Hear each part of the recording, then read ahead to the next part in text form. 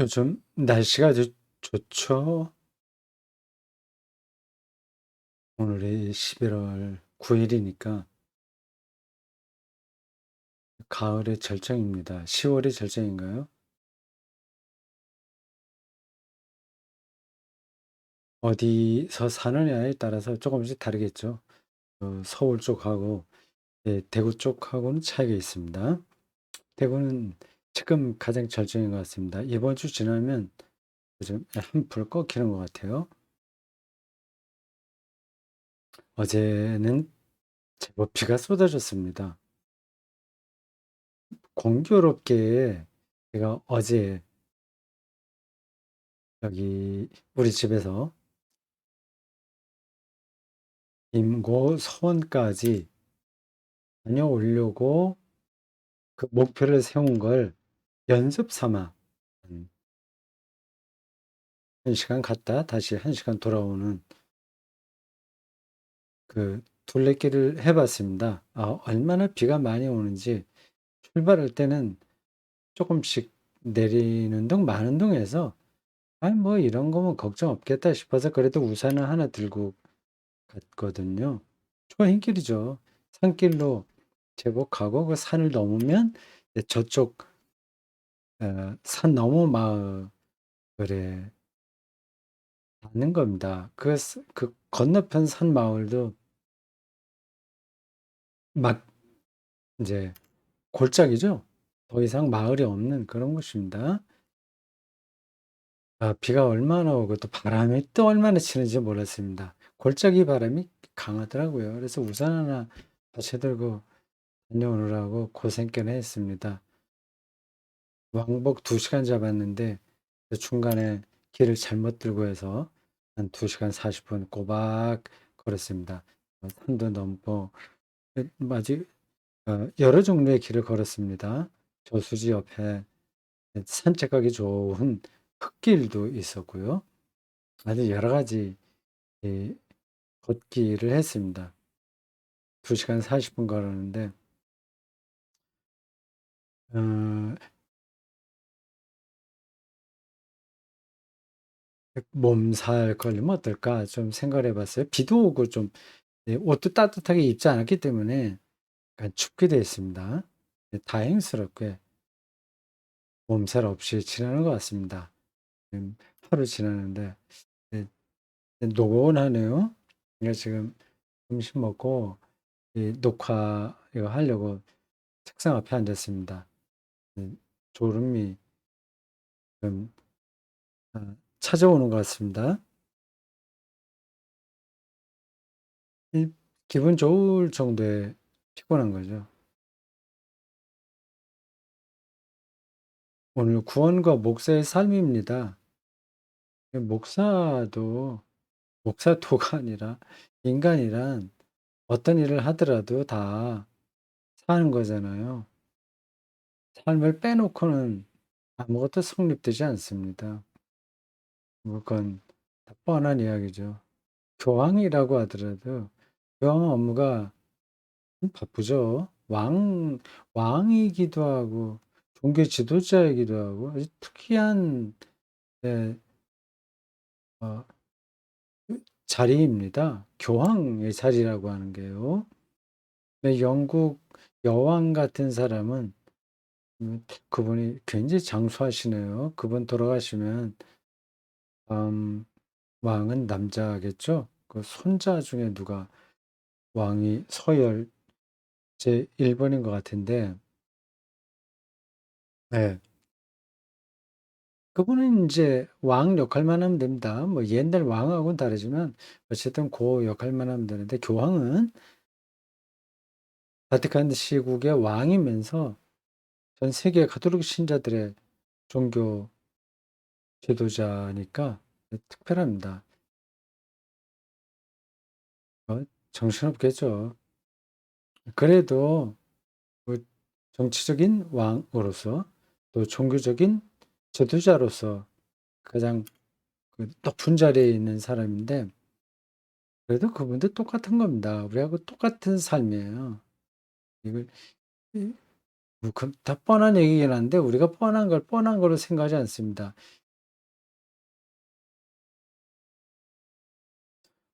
지난 이틀 전 설교의 배경으로 나온 이야기가 서기관과 가난한 과부였습니다. 두 사람 사회적 신분은 완전히 다르죠. 근데 삶이라고 하는 차원에서 보면 차이가 없습니다. 똑같이 숨쉬고 먹고 마시고 배설하고 그렇게 삽니다. 그리고 인간으로서 살아가는 모든 조건들은 서기관과 이 가난한 과부가 똑같습니다. 그게 인간 조건에서는 가장 핵심에 해당합니다. 나머지는 소소한 거예요. 그래서 서기관이라고 하는 직업은 소소한 거고 그 사람이라고 하는 거는 절대적인 겁니다. 공주 가 공주하면 벌써 우리 이미지가 이제 고상한 거로 머리에 잡혀 있지 않습니까? 공주가 되면 변소 안 가냐? 배설하지 않냐? 그게 아니거든요. 똑같잖아요.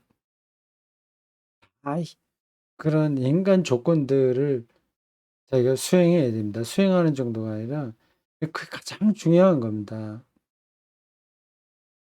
근데 무엇을 얼마나 바르게 먹고 마시고 삶을 살아가냐. 그런 걸 기본 바탕에 놓고 약간씩 주어진 역할이 다른 것뿐이죠. 목사도 자기가 목사라는 사실에 너무 매달리지 말고요. 소명감이라고 해서 대단한 걸로 생각을 하잖아요. 옆에 서들도 그렇게 부추기기도 하고요. 별거 없습니다. 이 표현도 오해의 소리가 있긴 있어요.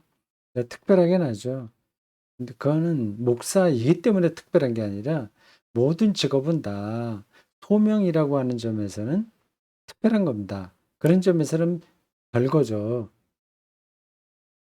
근데 목사라고 해서 삶이 없이 목사직을 수행할 수 있냐? 그렇게 하는 게 정당 아니야? 그거는 그건 잘못된 거죠. 삶이에요, 삶. 인생이라고도 할 수 있고요. 인생, 삶. 음, 그 부분을 붙들어야 됩니다.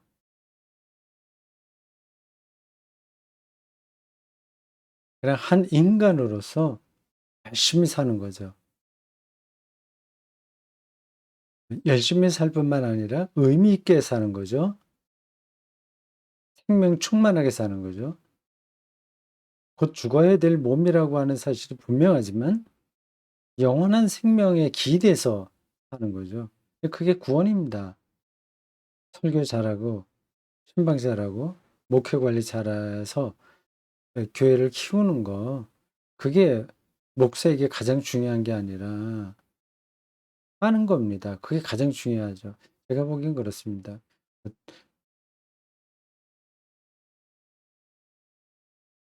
자, 그래서 오늘 목사의 삶에 대해서 구원과 연관해서 말씀드리려고 합니다. 대단한 거를 말씀드릴 건 없어요. 그건 목사의 삶이라고 그랬지만 그 목사라는 말을 빼버려도 됩니다. 구원과 삶 생각하면 됩니다. 공부 목사 구원이라는 이 어, 유튜브 강좌를 목사들만이 아니라 일반 신자들도 듣습니다.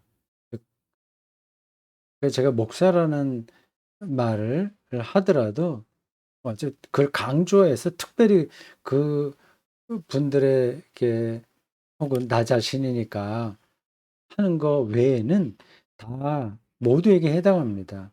그리스도인인 거죠. 목사도 그리스도인이고 일반 신자도 그리스도인입니다. 목사도 세례받은 자고 일반 그리스도인도 세례받은 자입니다. 다만 교회 안에서 전업으로 그 일을 나섰고 또 목사라는 카리스마 안에서 산다는 점에서 다른 거죠. 그러니까 전문가라는 점에서 다른 건데 전문가라고 해서 자기 삶까지도 달라지는 건 아닙니다. 의사는 의학의 전문가잖아요. 그렇다고 해서 그분들이 다른 사람 먹을 때 안 먹어도 되나? 그거 아니거든요. 다른 사람은 슬픈데 자기는 슬프지 않냐? 그거 아니거든요. 다른 사람은 장애에 걸리거나 그 시한부 인생 선고를 받으면 두려워하는데 의사는 안 그러냐? 다 그렇습니다. 똑같이 그렇습니다. 그 목사의 삶이라고 해서 목사에 한정되지는 않습니다. 구원과 삶이에요. 물론 삶이 뭐 따로 있고 지금 내가 얘기하는 게 그 뭐 특별한 어떤 얘기를 하고 다른 대목에서는 이 삶이 빠져 있냐? 그건 아닙니다. 다 연관되는데 요 13강에서 조금 더 이쪽 이야기를 좀 집중해서 해보려고 합니다.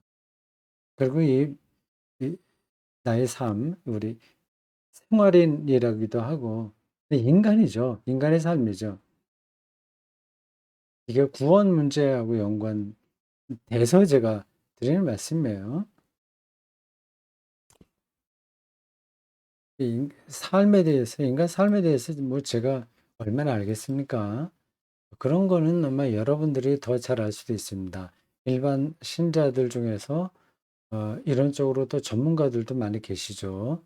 저는 신학을 전공한 사람이라서 성경에 대해서는 그런 일반 신자들보다 조금 더 정확하게 그 깊이 안에 들어가서 설명할 자신은 있지만 그 이외의 것들은 그런 자신감은 없습니다. 그냥 평균 수준으로 제가 아는 거죠. 안트로폴로지, 인간이의 평균 수준을 압니다. 뭐 물리학이나 철학이나 예술, 음악 이런 것들도 평균인으로서 그냥 상식적인 선에서 압니다. 그 성경의 깊이와 제가 상식적으로 알고 있는 인간 삶과 인간 삶에 얽힌 여러 가지 것들을 얼마나 조화롭게 연관시켜서 설명해낼 수 있냐 하는 게 이번 13강만이 아니라 저희 모든 목사로서의 행위에서 관건이겠죠. 예, 목사의 삶, 이것도 결국은 구원 문제와 연관돼서 말씀드리는 겁니다. 저 개인의 경험만 한정될 겁니다. 다 모든 사람들의 삶의 경험을 아는 게 아니니까 그 안에서 하겠습니다. 사실은 자기를 잘 알면 인간 삶 전체를 또 잘 아는 거예요. 저도 그런 보편적 인간에 속해 있는 한 인간이니까 한 부분이죠. 근데 부분이 떨어져 나간 게 아니라 전체에 연결되어 있습니다. 그러니까 자기를 어느 틀에 가두지 말고 있는 그대로 관 성찰할 수 있으면 인간이 뭐냐 하는 것도 알 수 있습니다. 자기 안에 많은 것들이 작동하거든요. 근데 자기 자신을 아는 것도 쉽지가 않습니다.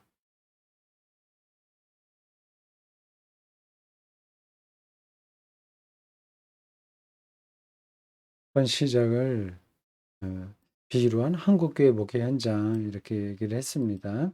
이거는 오늘 주제와 직접 관련되는 게 아니라 그 주제로 들어가려는 도입입니다. 근데 구원을 지금 붙들고 있는 건데 교회 안에서 전원 목사로 우리들이 살면서 구원을 경험해야 되지 않겠습니까? 구원은 어느 선물 보따리, 어, 어떤 주식, 증권, 아니면 무슨 어느 대기업에 합격한 합격증? 뭐 그런 게 아니라 이 삶에서 주어지는 거잖아요. 구원과 삶은 깊이 연관되어 있습니다. 삶에서 구원을 경험하지 못하면 그럼 그가 말하는 그리고 그가 생각하는 구원이란 공허한 겁니다. 한국 교회에 구원론이 그런 면에서 공허한 경우가 많습니다. 이 중에 하나군요. 한쪽으로는 공허하고 다른 한쪽으로는 천박합니다. 그걸 다시 제가 여기서 설명하지 않겠습니다. 아는 분들은 다 아실 거예요.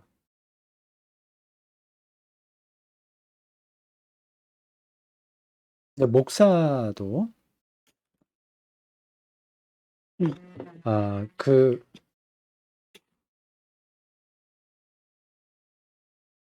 살아야 되잖아요. 삶인데 교회 안에서 살지 않습니까? 그 교회 안에서 구원을 경험하냐 하는 거를 아주 부단하게 질문해야 됩니다. 제가 이 책, 여기 안에서 요 해당하는 대목이 나오는 부분에서 쓴 표현입니다. 비루하다. 우리 목회 현장에 목사로서의 뭐 교회 안에서도 삶이니까 자기 개인적인 삶도 다 자기가 하고 있는 일과 연관돼 있어요. 그 한국 교회의 구조가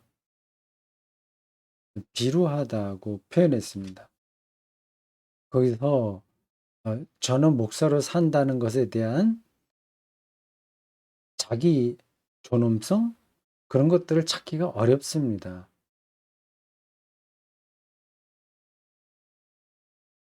거의 예, 자본주의의 그 작동 기제가 우리 개신교에 그 나타나기 때문이에요. 자본주의 기제 그 메커니즘 거기서 살면 사람이 어떻게 됩니까? 이 안식이 없는 거죠. 계속 경쟁해야 되니까. 어떤 업적을 쌓아야 되니까. 그리고 그것을 성공시킨 사람은 자뻑, 자신감이 넘치는 걸 자뻑이라고 하나요? 자기 자랑하는 걸 자뻑이라고 하나? 근데 그 비슷한 겁니다. 대단히 잘난 거예요. 그것도 건강한 게 아닙니다. 너무 잘난 척 하는 거.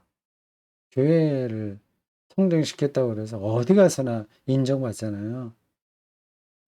얼마나 그게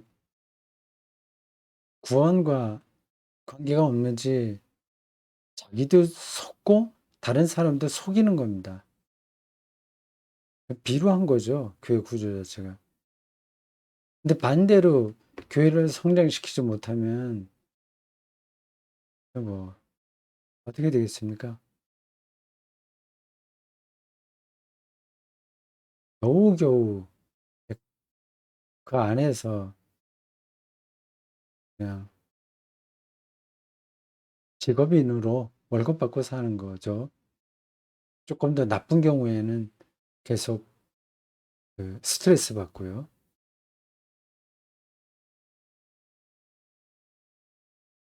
그러니까 목사가 교회 안에서 살아가면서 자신의 일이 예,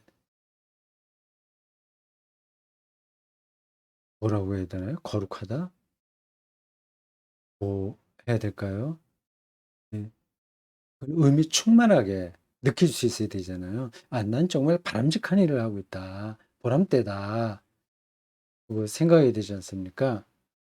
물론 모든 목사님들이 그렇게 생각을 하려고 노력은 하겠죠.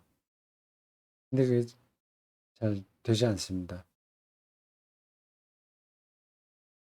근데 그거는 개교주의에 떨어지는 한 해결되지 않습니다. 그건 그렇고. 근데 한국 교회가 얼마나 필요한지는 설명하지 않겠습니다. 더 길게 할 필요가 없어요. 다른 때도 여러 번 했습니다.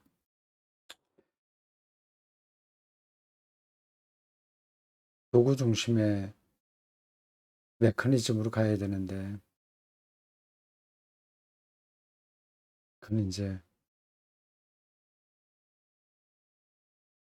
그런 일이 일어나리라고 하는 건 내일 서쪽에서 해가 뜬다는 말보다 더 믿기 힘듭니다. 목사들은 두 번째 치고 일반 신자들도 자기 교회라고 생각하니까요. 말이 안 되는 거 아시죠? 자기 뭐 부모, 할아버지 때부터 계속 몸 바쳐서 일한 교회, 아 뭐 돈도 많이 넣었고 모든 걸 바친 교회니까 자기 교회예요. 예 거기 움직이지 못하죠. 이사를 가더라도 그냥 거기 머물러 있죠. 교회가 사기 업체처럼 돼 버렸습니다. 그래서 거기 이사진으로 끼면 어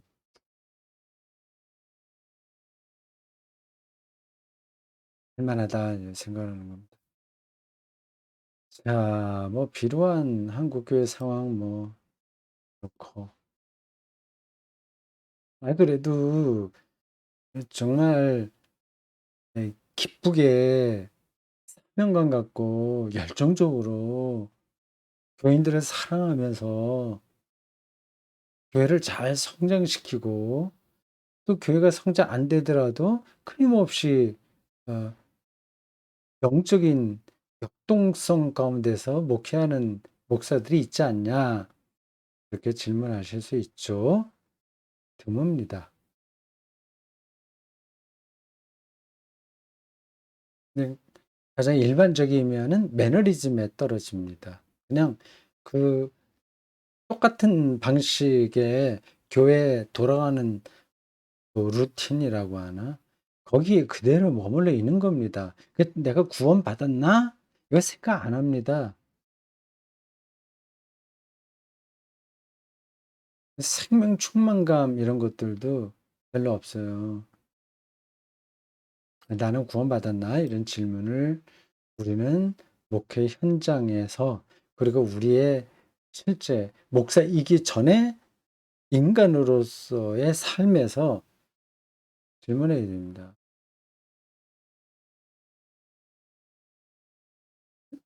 이 책에 요 성경 구절을 인용해서 썼습니다. "오늘 밤에 죽으면 내 영혼이 내 영혼을 불러가면 네 소유가 누구의 것이 되겠냐."는 그 부자 어 청년인가 누구에게 한 말씀 있지 않습니까? 부자에 대한 비유인데요. 누가복음 12장 13절부터 나옵니다. 형한테 이제 유산을 나눌 수 있도록 좀 말을 좀 해 달라고 하는 젊은이에게 예수님께서 하신 말씀입니다.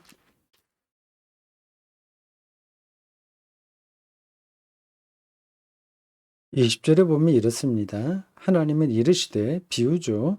어리석은 자여 오늘 밤에 내 영혼을 도로 찾으리니 그러면 네 준비한 것이 누구의 것이 되겠느냐.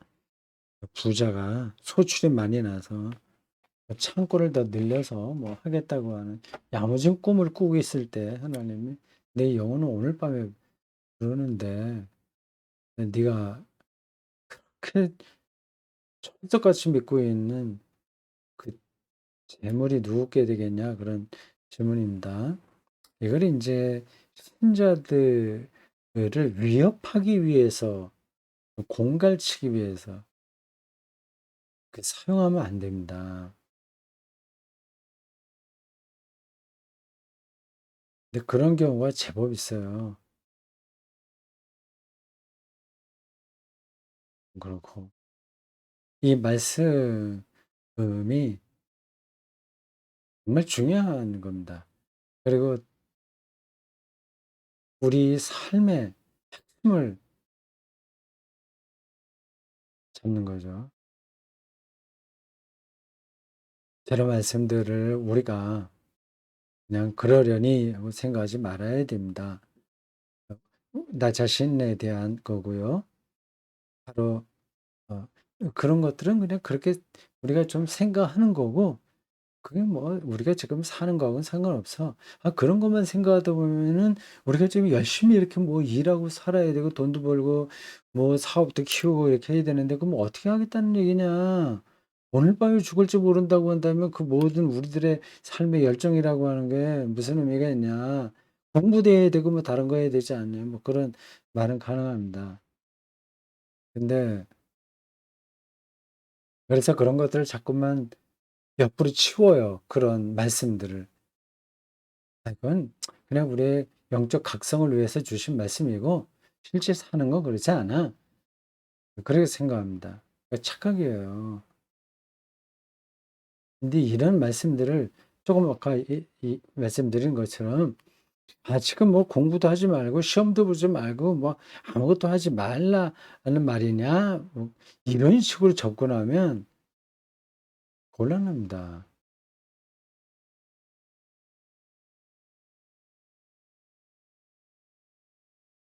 당장 오늘 밤에 우리가 죽는다고 하더라도 열심히 할 건 다 열심히 해야 되죠.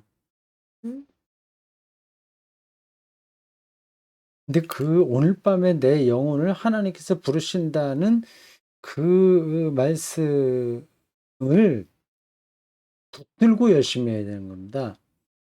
그 말씀이 우리의 현재의 삶을 무기력하게 만드는 게 아니라 그 삶의 내면을 충실하게 만드는 겁니다.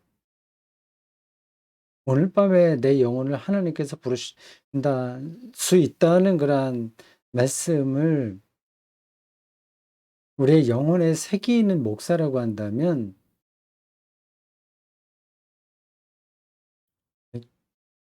총회 헌법에도 있고 그렇게 많은 동역자들이 반대하고 교단 차원에서 가장 법석이 되는 그래서 한국교회 전체의 그 위신을 실추시키는 그 세습을 하겠습니까?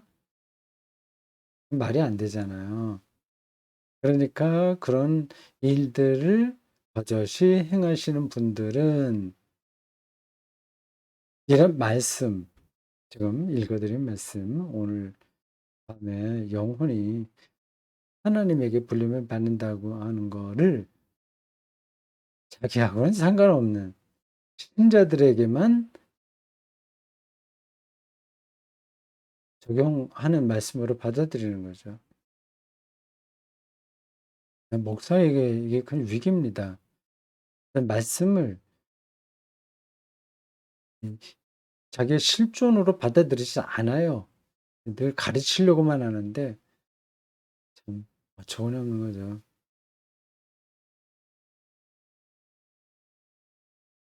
자, 이 구원 문제 이게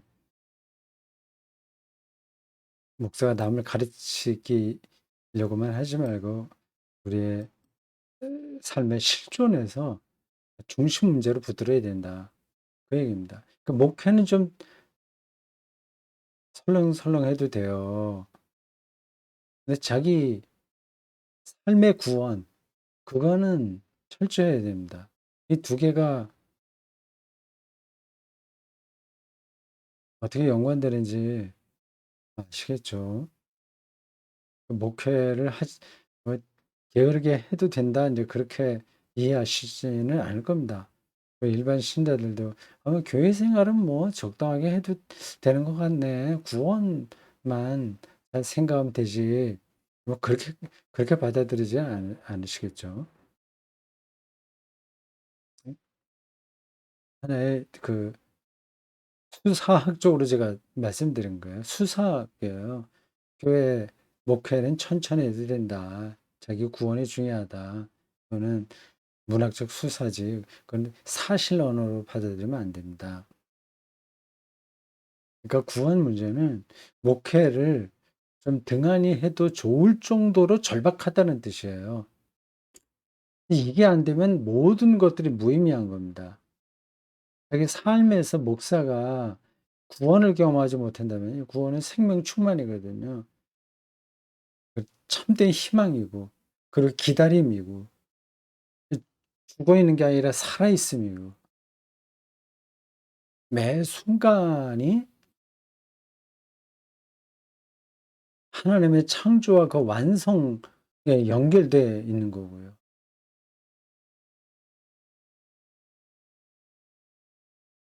그런 경험들이 없다면 우리가 어떻게 설교할 수 있겠습니까? 설교해야 할 수 있겠죠. 살아있는 설교를 하겠습니까?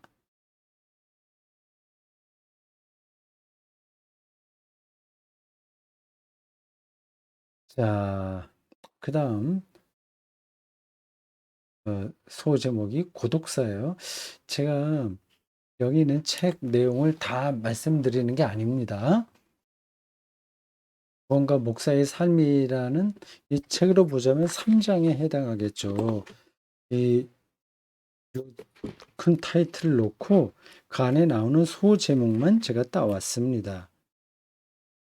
네, 여기에요.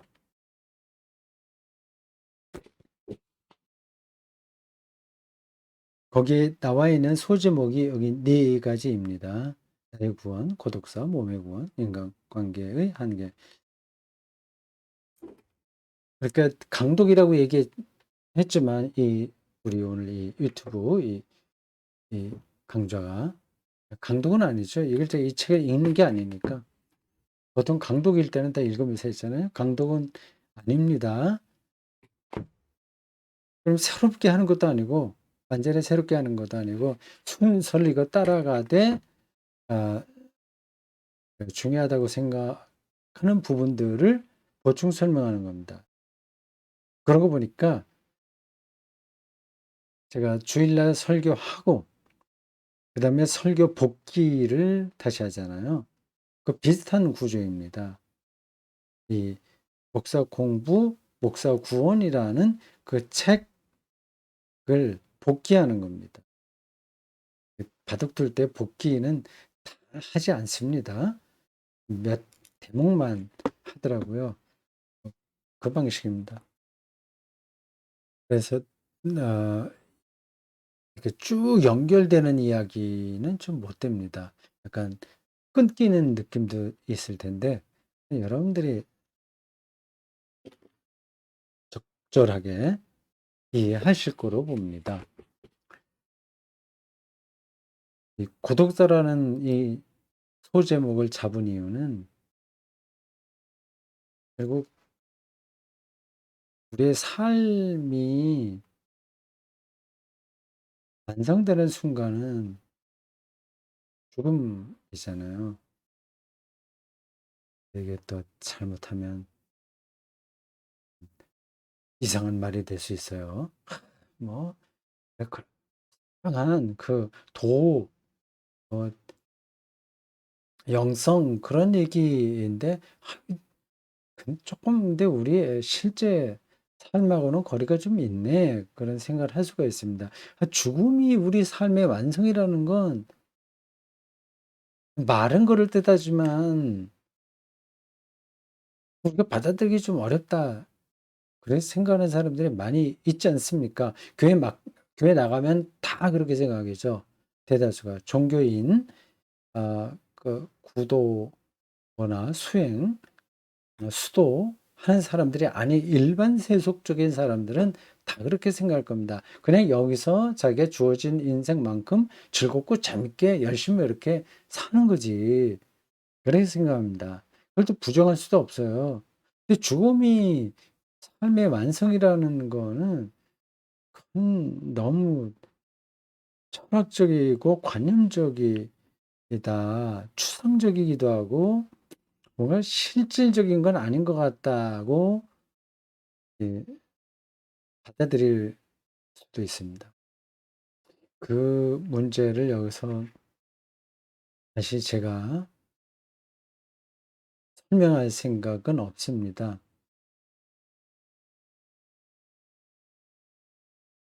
그냥 지나가는 말로 한 말씀만 드리면 이렇습니다. 아, 저도 주어진 인생 가운데서 매 순간 즐겁고 재미있고 유쾌하고 행복하며 의미 충만하고 다른 사람들에게도 도움이 되는 그런 걸 열심히 최선으로 살아보자 하는 그 주장에 동의합니다.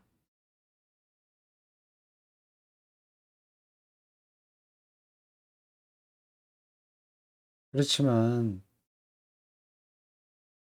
거기에 매달려 있을 수는 없어요. 그 살아있을 동안에 그래 삶이 충만해지기 위해서라도 다른 어떤 것이 있어야 됩니다. 그렇지 않으면 그게 충만해질 수가 없어요. 다시 좀 위로 올라와서 여기 검은 배경을 놓는 그 표현 다시 보십시오.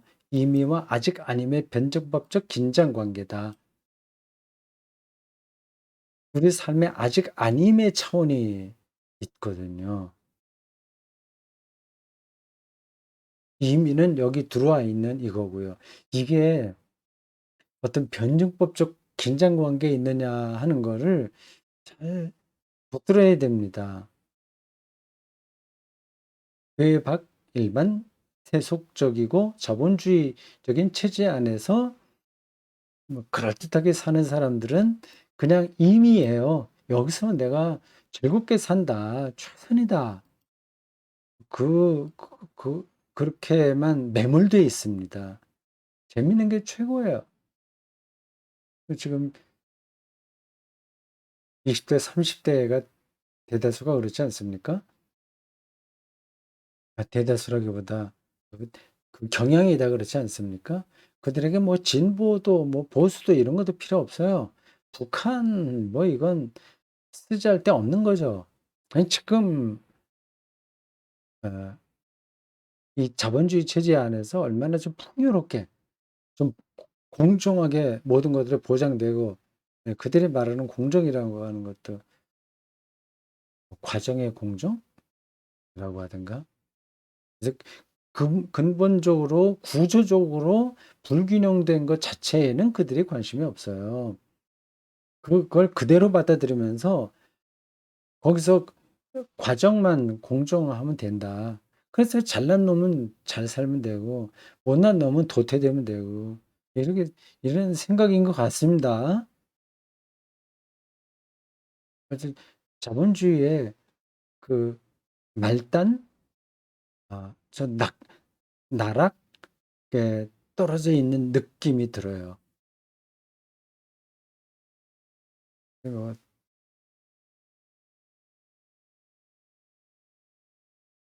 그렇게 산다고 해서 충만하냐? 그렇진 못하겠죠? 모르겠습니다. 그건 지금 내가 그렇다 안 그렇다 그걸 말을 해 봐야 아무 의미가 없어요. 정신병동에 들어있는 분들 저는 왕자다 생각해요. 공주다 생각하고 살아요. 그런 분들에게 "당신은 왕자 아니야? 공주 아니야? 그렇게 살면 불행해. 현실 똑바로 봐야지." 이렇게 말하면 귀담아 듣겠습니까? 안 듣죠. 그냥 그렇게 사는 겁니다.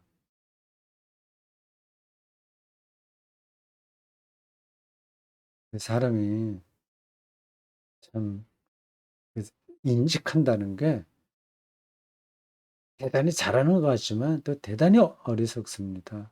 어디 한 패러다임이라고 하나요? 사유의 틀이 어느 쪽으로 가버리면 다른 게 안 보입니다.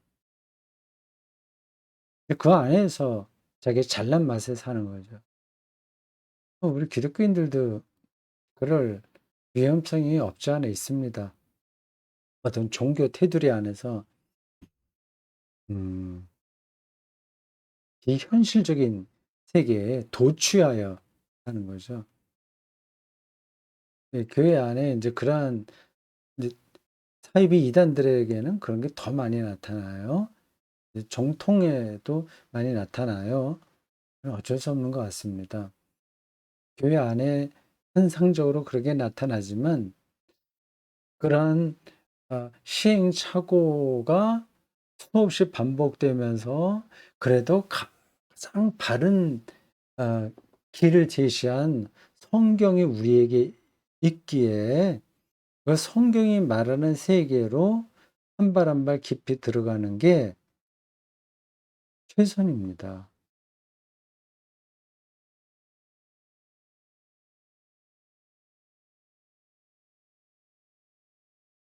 고독사 이야기를 한 거는 죽음의 순간이 네, 우리의 삶이 완성된다는 또 어떤 사람들에게는 좀 상투적으로 들릴 만한 그 문장을 바탕에 두고 있습니다. 이건 성서적인 이야기이기도 한 거예요. 그게 어떤 거냐는 것도 여러 가지 설명을 필요로 합니다. 그냥 한 가지만 말씀드릴게요. 죽어야 하나님을 본다. 죽지 않으면 하나님을 보지 못한다는 관점들이 성경에 있지 않습니까?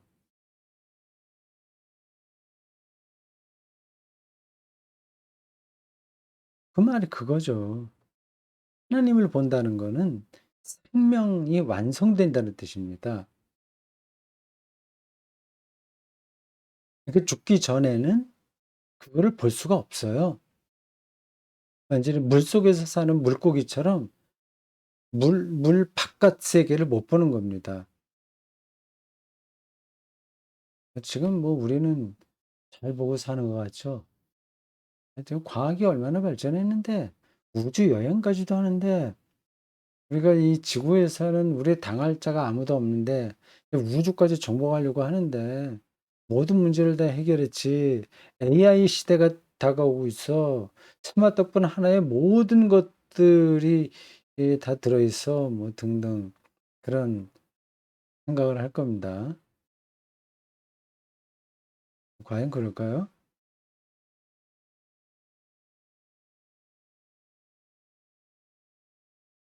우리가 생각하고 있는 거하고 전혀 다른 세계가 실체일 가능성이 아주 많습니다. 그러니까 우리가 이런 식으로 경험하고 있는 것이 궁극적인 실체가 아닐 가능성이 아주 높습니다. 그런 문제를 생각하려면 많은 이야기가 필요하죠. 성서는 늘 그 세계를 손가락으로 가르치고 있습니다. 새하늘과 새 땅이라고 하죠. 그게 헛소리가 아닌 거예요. 그래서 성서가 기록되던 당시에 과학 지식이라는 건 오늘에 비해서 아주 낮은 단계지만 자기들의 실체를 뚫어보는 데에는 우리 못지 않습니다. 우리보다 더 성숙한 사람들의 생각이 거기에 담겼다고 봐야죠. 그 죽음이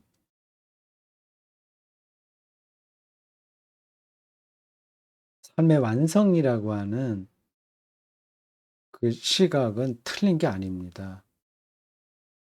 이거 여러 가지로 더 말할 수도 있어요. 지금 우리가 맛있게 먹잖아요. 현대인들이 먹는 거 되게 중요하게 생각하잖아요. 저도 중요하게 동의합니다. 아무리 많이 먹어봐요. 만족스러운가? 만족이 안 됩니다. 그 어떤 것도 우리가 살아있는 한 완전한 만족은 없어요. 제가 설교조로 말하는 것 같아서 미안합니다. 그래서 죽음의 순간이 완성된다. 그러니까 잘 죽자 얘기예요. 그냥 편하게 얘기해서. 그 죽음의 순간에 내 삶이 절정이 될 수 있도록 아, 준비를 하는 겁니다. 그게 최선의 삶이 아닐까요? 마지막 그 순간. 그 마지막이 어떻게 보면 완성의 순간이고 그때가 시작되는 거죠. 성경도 그 시각이 있는 거예요. 그때 새로운 세계가 시작하는 겁니다. 조금 아까 인용한 새하늘과 새 땅.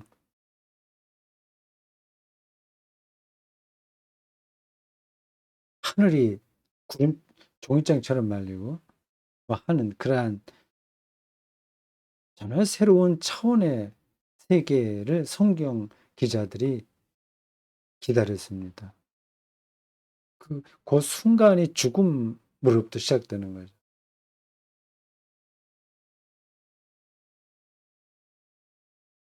저도 죽는 순간이 절정이 되기를 바랍니다. 그 말은 곧 그렇게 된다면 이미 지금도 절정일 수 있는 거예요. 그 죽음 순간에 생명의 절정을 내다보는 안목이 있어야 지금도 절정으로 살아내는 겁니다. 그 생명의 절정은 계량화할 수가 없어요. 수치로 만들어낼 수가 없습니다. 뭐 50평 이상 아파트 그리고 20억짜리 아파트에 살아야 절정이 되냐고 뭐 정말 거리가 멀다고 하는 건 아시겠죠? 근데 거기에 우리가 매달려서 살죠? 그건 어쩔 수 없는 일이기도 하죠. 불안하니까요.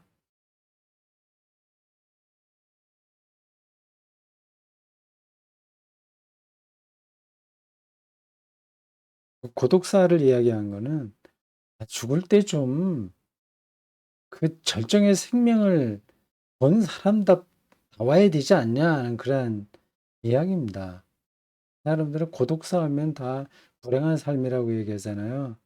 근데 근데 그런 일반적인 의미 말고 근원적인 차원에서 보면 모든 인간은 고독사입니다.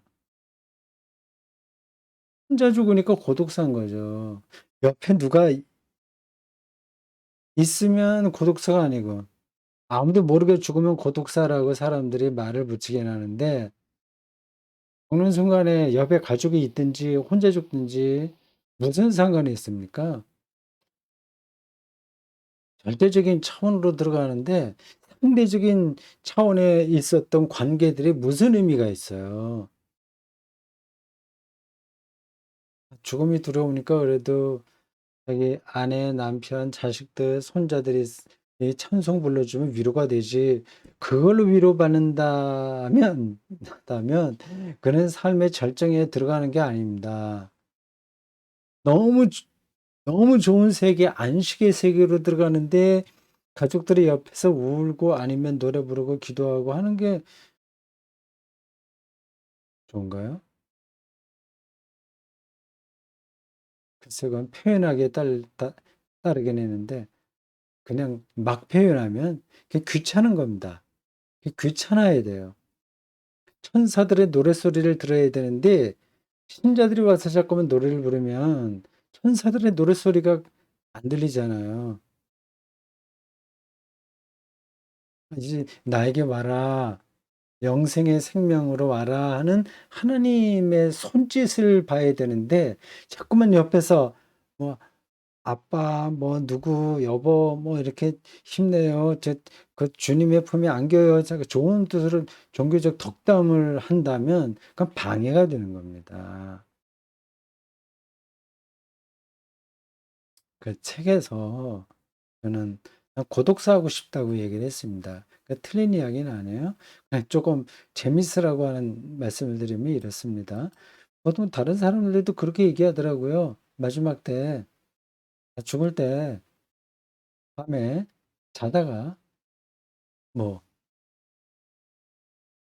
아침에 일어나 보니까 죽었다. 그런 식으로 죽는 게 제일 행복하다고 얘기하더라고요. 일종의 고독사죠. 누가 돌보지 않으니까. 아, 우리가 알고 있는 고독사라는 거는 죽은 그 사람이 죽었는데 아무도 알지 못하고 있어서 한 몇 달 후에 보니까 뭐 부패되었다. 그러니까 참 불행했다. 어, 그, 그 죽은 사람의 가족들도 없고 뭐 지인도 없고 뭐 무용고자다. 뭐 그런 식으로 얘기를 하죠. 그건 다 사람들의 생각입니다. 죽은 다음에 그냥 그 자리에서 썩든지 아니면 곧장 시체를 수습해서 어, 뭐 화장실에 화장한다거나 뭐 안장한다거나 하더라도 다 똑같은 거죠.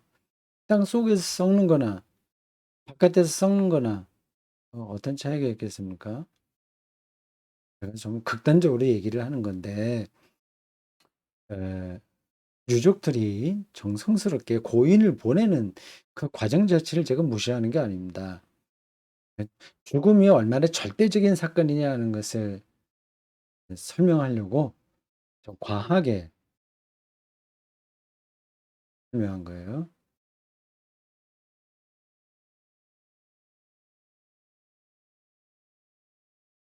절대 고독의 순간을 우리는 죽음, 죽는 순간에 맞게 될 텐데 그 순간이 삶의 절정이 되면 얼마나 좋겠습니까? 아, 내가 아주 짧은 순간인데 많은 사람 만나고 시행착오도 많았으나 주님 안에서 행복하게 살았다. 이제 나그네 길 끝내고 영원한 안식으로 들어가게 된다.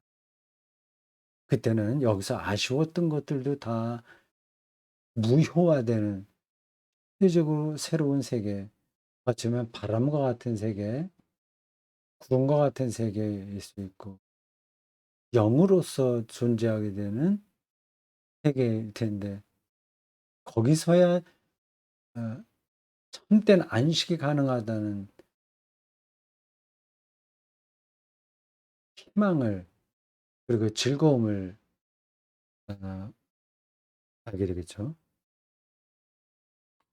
그렇게 가보자. 근데 저절로 그렇게 되는 게 아닙니다. 죽을 때 좀 더 살겠다고 발버둥 치고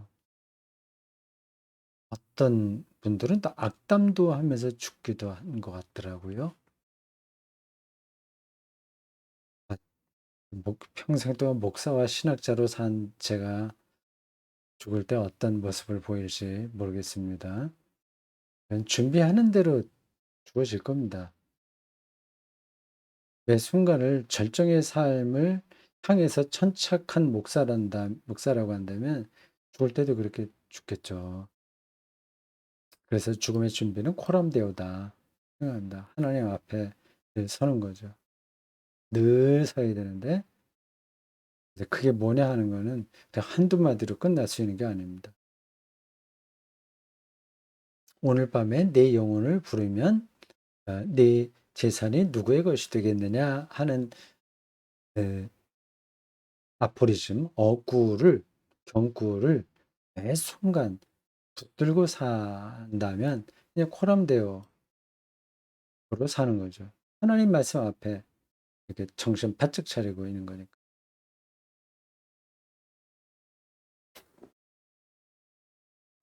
그 죽음이 바로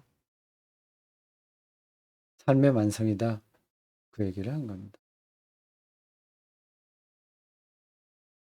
우리 몸이 구원을 받아야 되죠. 우리의 삶은 몸으로 사니까 몸으로 살잖아요. 뭐 영으로도 사는데 영과 육이 어떻게 연관되는지 우리는 모릅니다. 앞으로도 영원히 모를 거예요. 그 현대 과학자들은 우리 뭐 뇌야 뇌 뇌가 실제야. 영이라는 현상도 뇌에서 나오는 거야. 뇌만 잘 분석하면 종교 현상도 다 설명할 수 있어.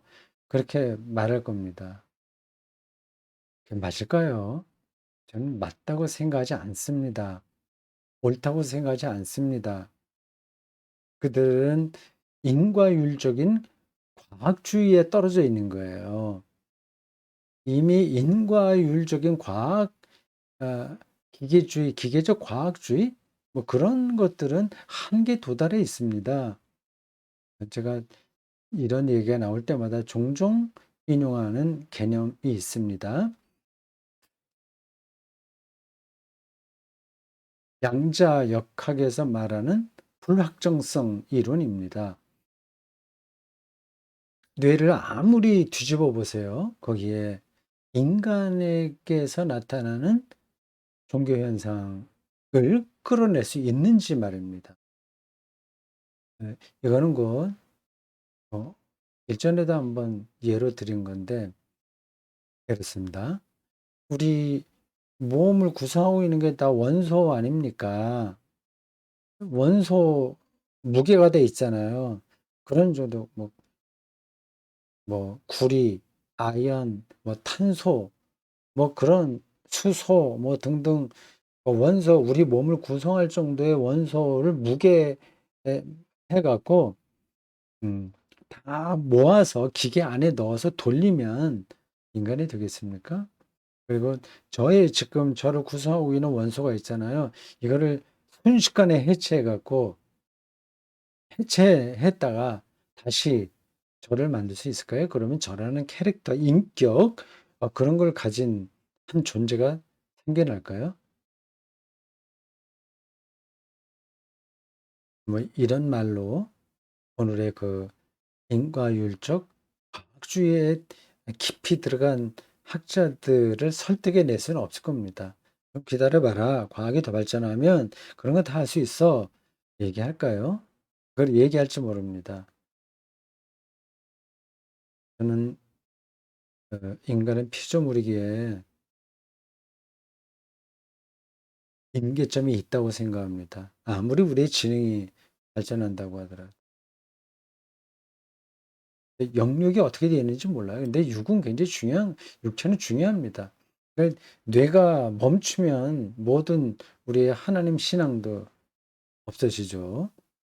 현상으로 나타나지가 않습니다. 그러니까 몸만 있으면 또 그게 다 되냐? 또 그런 것도 아니에요. 우리가 그 관계를 아직 다 모릅니다. 근데 몸으로 갖고 살잖아요. 대개는 뭘 먹어야 되고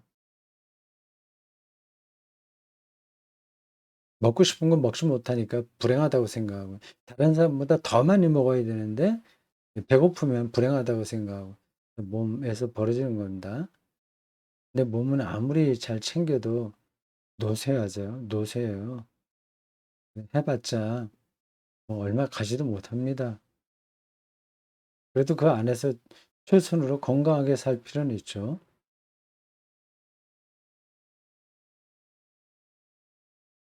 저는 기본적으로 건강에 대해서 별로 신경을 쓰지 않는 사람입니다.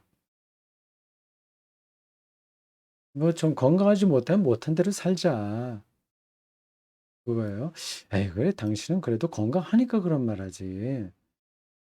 장애라거나 뭐 불치병 가지는 사람이라면 그거 치료하려고 얼마나 하는데 왜 쓸데없는 배부른 소리 한다. 그런 말도 들을지 모르겠네요. 그거는 정말 그런 분들의 형편이 직접 보지 못한 상태에서 이렇다 저렇다 말할 수는 없습니다. 그냥 제가 말하더라도 제 한계 안에서 하는 거니까 그냥 참고만 하시면 됩니다. 건강을 위해서 뭐 건강식품을 먹는다거나 뭐 건강 진단을 더 종합적으로 많이 받는다거나 필요한 사람들은 해야 되겠죠. 뭐 미리미리 늙지 않기 위해서 어떤 일을 한다거나 뭐 그런 것들은 거의 하지 않습니다. 그냥 이제 규칙적으로 살고 뭐 운동하고 뭐 기본적인 그런 거 하죠. 근데 그렇게 하는 이유가 그냥 하나님을 내가 정말 신뢰하기 때문에만은 아닙니다. 하나님께서는 저에게 선한 길을 인도한다는 믿음은 분명한 거예요. 어떤 일이 일어난다고 하더라도 다 그것이 하나님의 선한 길이라고 저는 생각합니다. 그러니까 그런 것에 대해서 염려하진 않아요. 그런 게 바탕에 있으면서 저는 인간의 진화 과정을 굉장히 신뢰하는 편이죠. 수백만 년 동안 이 지구에서 가장 적합하게 살아갈 수 있도록 진화돼 왔잖아요. 근데 그 긴 과정이 저에게 다 들어있는 겁니다. 그러니까 아주 이상하게 자기 몸을 학대하는 방식으로 살지 않으면 진짜 천수를 누리게 돼 있습니다. 쓸데없는 얘기가 많네. 얼마 전에 제가 건강 검진을 받았어요. 2 년에 한 번씩 하는 건데 지난번에는 한 번 뛰어넘은 것 같습니다. 이번에 했는데 뭐 검진 결과 통지서가 집으로 왔어요. 전반적으로는 뭐 좋습니다. 전보다 더 나아진 것 같아요. 여러분들도 나이가 드신 분들은 아시겠지만 젊을 때보다 나이가 들면 더 이 몸 상태가 균형이 잡힙니다. 그래서 잔병 치레를 안 하게 됩니다. 젊었을 때는 아직 안정화가 안 됐기 때문에 감기도 좀 걸리고 이제 사는 게 불규칙하잖아요, 젊었을 땐. 근데 정신적으로도 좀 어리니까 이게 다 이렇게 저렇게 맞물려서 40 대 제 경험으로 미루어 보자면 40대 초반까지는 음 가끔 뭐 감기도 걸리고 뭐 등등등등 그런 좀 피곤한 것도 많이 느끼고 그렇게 살았던 것 같습니다. 근데 40대 후반 특히 50대 넘어오면서 몸이 안정화됐어요. 그래서 거의 감기, 몸살 이런 것들은 하지 않고 지냅니다. 지금은 이제 거의 70 대가 가까이 되는데 어 전체적으로 체력은 약해졌지만 아 '안정적이다.' 고 생각이 들어요. 건강 검진도 그렇게 제가 보기에는 그렇습니다. 근데 한 가지 의사가 조언해 주는 게 거기에 답 답을 주는 문서에 나오거든요. "근력을 키워라." 그러니까 60 킬로 정도로 몸무게 잴 때 나오니까 목표치를 65 킬로 거기 설정해 놨더라고요. 그건 제가 조언을 들을까 합니다. 그래서 테니스는 유산소 운동이기 때문에 그거로 근력이 키워지지 않는다고 하네요. 저는 뭐 몰랐습니다. 생각을 안 했어요. 근력 운동은 따로 있습니다. 그거 하고 또 운동만 해서 되는 게 아니라고 합니다. 단백질을 많이 먹어야 된다고 하네요. 그것도 전혀 내가 생각하지 못했던 건데 그래서 최근에 달걀을 하나 먹다가 이제 2개 먹기로 했습니다. 그리고 집에 있던 뭐 단백질 보충제를 아침 저녁으로 조금씩 먹기로 했습니다. 그 아내가 헬스장 옛날에 작년까지 다녔나? 금년 초까지 다녔나? 그때 이제 트레이너가 근력을 만드는데 보충제가 필요하다고 그래서 사놓은 게 있어요. 그거 먹다가 이제 안 먹었습니다, 아내가. 운동하지 않으면서 먹으면 또 그게 살찐다면서요. 대신 제가 먹으려고 지금 먹고 있습니다. 자, 몸의 구원도 여기서 완성되는 건 아니고 최선으로 육체 몸, 하나님 주신 몸을 통하여 이 창조 영성에 깊이 들어가는 거. 그게 몸의 구원이다. 그렇게 저는 생각합니다. 네, 잘 보고 냄새 잘 맡고 중력을 느끼며 서서 걷고 그 순간순간을 차 한 잔 마시면서도 황홀하게 느끼는 것. 그게 창조 영성이죠. 자, 보자. 시간이 많이 지났네요. 마지막 인간관계인데 이거는 뭐 그만두겠습니다. 그래도 삶이잖아요, 삶. 목사의 삶인데 관계를 맺고 사는데 이게 쉽지가 않아요. 사람 사이에는 여러 관계가 있어요. 부부 관계도 있고 친구 관계, 교우 관계, 뭐 저 같으면 테니스장에서의 그 동호회 원들과의 관계 뭐 등등 있는데 결국은 아무리 가까워도 하나는 못 됩니다. 부부도 하나는 못 돼요. 가깝게 또한 멀리 같이 균형을 맞춰야 돼요. 동질감을 느끼면서 또 이질감이라기보다도 뭐 그렇게 표현하겠습니다. 그래서 부부도 아주 가까운 부부도 친구는 더 그렇지만 서로를 이렇게 보는 게 아니라 그건 좀 그만하고 그만이 아니라 그 기본으로 보는 방식으로 사는 게 아니라 같은 쪽을 향해서 보는 마주 보는 게 아니라 다른 데를 보는 방향을 같이 하는 거. 이게 소울메이트라고 생각합니다. 부부가 소울메이트 되는 게 최선이겠죠. 그래서 결론은 이겁니다. 산티아고 도반으로 가자. 부부나 친구나 교우나 이런 사람들. 그 주어진 것만큼 자기 속도만큼 같이 한쪽을 향해서 죽음의 순간까지죠. 한 발 한 발 데이트 뛰면서 해야 되겠죠. 네, 다음 시간에 보겠습니다.